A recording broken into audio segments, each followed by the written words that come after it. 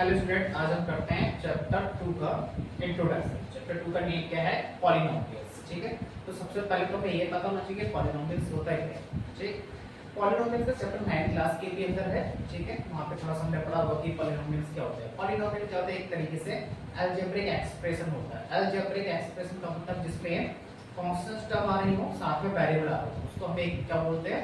Polynomial बोलते हैं। जैसे 8 क्लास के अंदर भी हमने डिस्कस किया कि अलजेब्रिक एक्सप्रेशन। अलजेब्रिक एक्सप्रेशन का मतलब जैसे कोई वेरिएबल x, ठीक है, एक ले लिया हमने y, ठीक, अब उनके साथ में कोई कांस्टेंट लगा दिए। ठीक है, हो सकता है वन वेरिएबल का, हो सकता है टू वेरिएबल। जैसे मैंने यहाँ पे क्या कर दिया, यहाँ पे x², यहाँ पे x। ठीक है, तो अब ये क्या बन गया? एक अलजेब्रिक एक्सप्रेशन बन गया।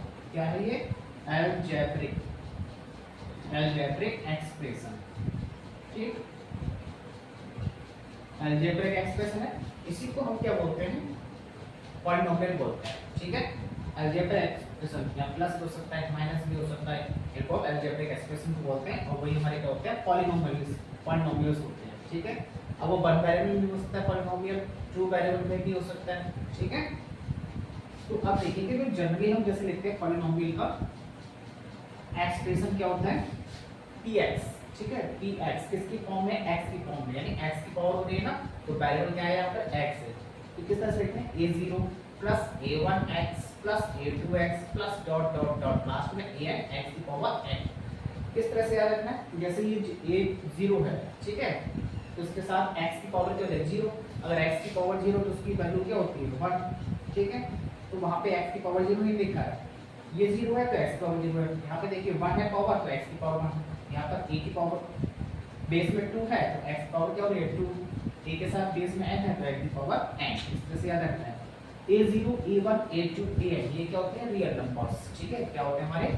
Real numbers. रियल नंबर के बारे में हमने 9th क्लास में डिस्कस किया है। ठीक है, और 10th क्लास में भी है, फर्स्ट चैप्टर, उसमें भी डिस्कस करेंगे। ठीक है, रियल नंबर क्या होते हैं? जिनको हम नंबर लाइन पर शो कर सकते हैं। ठीक है, a0 a1 a2 an, जैसे 1 2 3 माइनस कुछ भी हो सकते हैं। ठीक है, तो हम इसको क्या बोलते हैं? पॉलिनोमियल। पॉलिनोमियल होता है अलजेब्रिक एक्सप्रेशन होता है। ठीक है, अब इसमें कई सारे टाइप्स हैं, जैसे 9th क्लास में पढ़ोगे कि पॉलिनोमियल के टाइप। ठीक है, linear polynomial, quadratic polynomial, cubic polynomial, biquadratic polynomial. फिर कोएफिशिएंट के बारे में डिस्कस किया होगा कि कोएफिशिएंट क्या होते हैं। फिर ऑर्डर ऑफ पॉलिनोमियल, पॉलिनोमियल का ऑर्डर क्या है, तो उसके बारे में थोड़ा सा जल्दी जल्दी हम डिस्कस कर लेते हैं। ठीक है, ये हमारे क्या है? इसके अंदर इंट्रोडक्शन है पॉलिनोमियल। तो हम बात करें थोड़ा सा टाइप्स ऑफ पॉलिनोमियल। ठीक, टाइप्स ऑफ पॉलिनोमियल। तो सबसे पहले हम बात करते हैं लीनियर पॉलिनोमियल। पहले हम डिग्री की बात कर लेते हैं, तो उससे हमें समझ में आएगा, है ना, कि डिग्री ऑफ पॉलिनोमियल क्या होती है। Degree of a polynomial, degree of a polynomial कैसे? जैसे मान लीजिए कि एक पॉलिनोमियल लिखा है हमारे पास, जैसे x² प्लस x प्लस 4। ठीक है, और दूसरा लिखा है हमारे पास x³ plus x² minus 4x plus 6। ठीक है, ये हमारे पास पॉलिनोमियल है। तो मैं इसमें डिग्री क्या है? इस पॉलिनोमियल की degree, what is the degree? क्या डिग्री? इस वाले पॉलिनोमियल की डिग्री क्या है? तो डिग्री का मतलब हमें ये देखना है पहले तो कि पॉलिनोमियल किस वेरिएबल में? x की वेरिएबल में है ना, तो हमें देखना हायर पावर क्या है। ठीक है, हायर एक्सपोनेंट क्या है? x की पावर 2 है, यहाँ पे x की पावर 1 है, तो हायर पावर यानी हायर एक्सपोनेंट क्या हो रहा है? 2 हो रहा है। तो डिग्री कितनी हो जाएगी? 2। ऐसे इसमें देखेंगे x की पावर 1, x की पावर 2, x की पावर, हायर पावर क्या है? 3, तो डिग्री कितनी हो गई? 3। तो इस तरह से देखते हैं डिग्री क्या होती है। ठीक है, अब बात कर लेते हैं टाइप्स ऑफ पॉलिनोमियल की। Types of polynomial.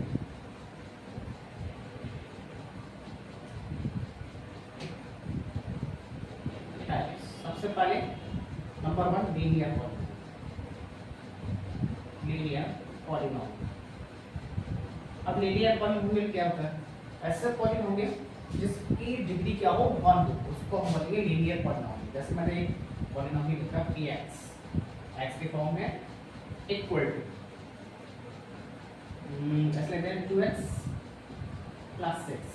तो इस पे देखिए x की डिग्री क्या है, डिग्री क्या आ रही है इसमें 1 आ रही है, ठीक है, डिग्री क्या आ रही है 1, ठीक, डिग्री 1 है ना, x की पावर 1, और आपको कहीं है नहीं x की पावर, तो इसलिए इसको क्या बोलेंगे लीनियर पॉलिनोमियल। अगर इसका हम ग्राफ बनाएंगे तो सीधी लाइन है, लीनियर लाइन है, ठीक है। फिर quadratic polynomial, polynomial quadratic polynomial क्या होता है, ले लीजिए polynomial px equal to 4x square minus 6x plus 5। अब इसमें डिग्री बताइए कितनी होगी, डिग्री x की हायर पावर कितनी है 2, तो इसके लिए इसको हम क्या बोलेंगे क्वाड्रेटिक पॉलिनोमियल। फिर इसी तरह से क्यूबिक पॉलिनोमियल, क्यूबिक पॉलिनोमियल ये क्या होगा, जैसे h की power 3 minus 4x square 4x plus 6, तो इसमें डिग्री बताइए कितनी होगी, डिग्री 3 है ना,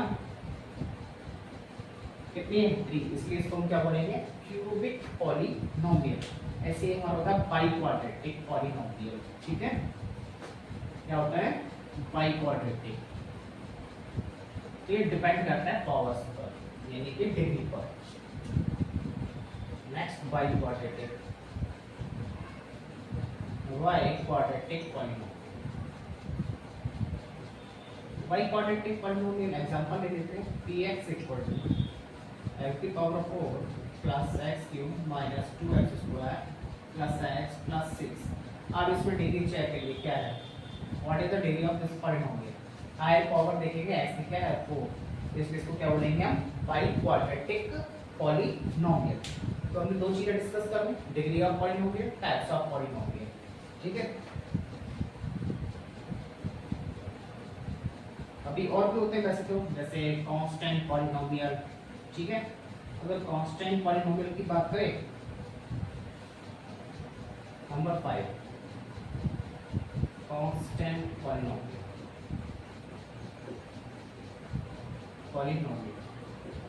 कांस्टेंट पॉलिनोमियल के अंदर सब कोई भी नंबर है 2 3 4 -5, ये क्या कहलाएंगे हमारे कांस्टेंट पॉलिनोमियल, ठीक है। जीरो पॉलिनोमियल, जीरो पॉलिनोमियल, ठीक है, जीरो पॉलिनोमियल में केवल जीरो आता है, तो ये होगा हमारे टाइप्स ऑफ पॉलिनोमियल। अच्छा, ये टाइप्स ऑफ पॉलिनोमियल टर्म्स के नंबर पे भी डिपेंड करता है, नंबर ऑफ टर्म्स लिखी है, जैसे 1 2 3 4, ठीक है ना, इस तरह से। जैसे मान लीजिए 3 टर्म्स है, 1 2 3, ठीक है, तो एक टर्म वाले को हम क्या बोलेंगे, जैसे एक टर्म को एक ऐसा पॉलिनोमियल जिसमें वन टर्म है, उसको बोलते हैं मोनोमियल। अगर 2 टर्म्स आएंगे तो बाइनोमियल, 3 आ गए तो ट्राइनोमियल, ठीक है। अब इससे ज्यादा आ जाते हैं उसको पॉलिनोमियल में ले जाते हैं, ठीक है। तो 3 ही पढ़ते हैं वहाँ पे टर्म्स के नंबर डिपेंड पे, ठीक है, कितने टर्म्स, अगर एक टर्म है तो मोनोमियल, 2 टर्म्स हैं तो बाइनोमियल, 3 टर्म्स हैं तो ट्राइनोमियल, ठीक है।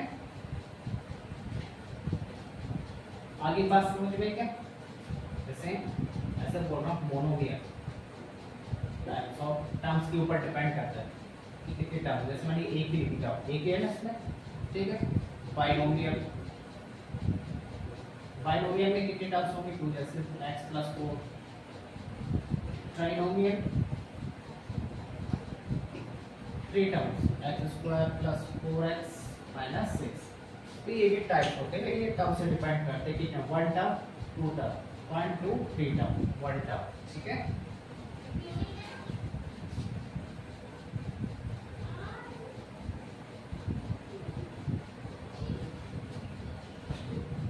अब इसके बाद कर लेते हैं zeros of a polynomial, zeros of a polynomial, ये अच्छी टर्म है, इसको थोड़ा समझिएगा। किसी भी पॉलिनोमियल के जीरोस क्या होते हैं, जैसे मैंने एक पॉलिनोमियल लिखा 4x square minus 4x plus 6, ठीक है। तो x की ऐसी वैल्यूज, ठीक है, इसमें x की ऐसी वैल्यूज पुट करते हैं कि इस पॉलिनोमियल का आंसर क्या आ जाए, जीरो आ जाए, ठीक है। तो उसको हम क्या बोलेंगे, जीरोस बोलेंगे। अब इसमें देखिए x की पावर कितनी है 2, ठीक है, तो यानी x की 2 वैल्यूज होंगी, ठीक है। जो इस गिवन इक्वेशन को क्या कर देंगे, जीरो कर देंगे। एक सिंपल सा एग्जांपल ले लेते हैं, ठीक है, ऐसे ले लेते हैं x + 4। अब यहाँ x की पावर कितनी है, 1 है, ठीक है, लीनियर पॉलिनोमियल है, तो इसमें x की एक ही वैल्यू होगी। तो अगर मैं ऐसा करूं, पुट x = -4 p, x के प्लेस पर -4, यहाँ पे है -4 + 4 0, ठीक है। तो -4 पर इस पॉलिनोमियल की वैल्यू क्या मिल गई, 0 मिल गई। तो इसलिए हम कह सकते हैं जो x = जो -4 है, इसका क्या है, जीरोस है। क्या है, जीरोस। जीरोस का मतलब क्या है, x की ऐसी वैल्यू जो गिवन पॉलिनोमियल का आंसर क्या कर दे, 0 कर दे, तभी तो हम क्या बोल रहे हैं इसको, जीरोस। आ रही बात समझ में, ठीक है। यानी -4 पुट करने पर हमें आंसर क्या मिल रहा है, 0। ये -4 इस गिवन पॉलिनोमियल के लिए क्या है, 0। अगर वो क्वाड्रेटिक इक्वेशन होगी तो x की दो वैल्यूज आएंगी जो गिवन इक्वेशन क्या कर देगी, 0। तो उस केस में, क्वाड्रेटिक के केस में पॉलिनोमियल के जीरोस कितने हो जाएंगे, 2 हो जाएंगे। आगे बात समझ में, तो ये होते हैं जीरोस ऑफ पॉलिनोमियल।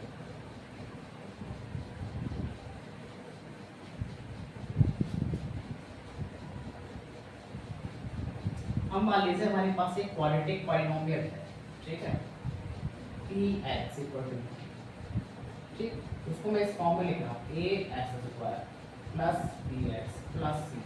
ये मेरे पास एक पॉलिनोमियल है क्वाड्रेटिक। a b c क्या है, कांस्टेंट है, रियल नंबर है, 1 2 3 माइनस कुछ हो सकता है, और किस वेरिएबल में, x में, ठीक है।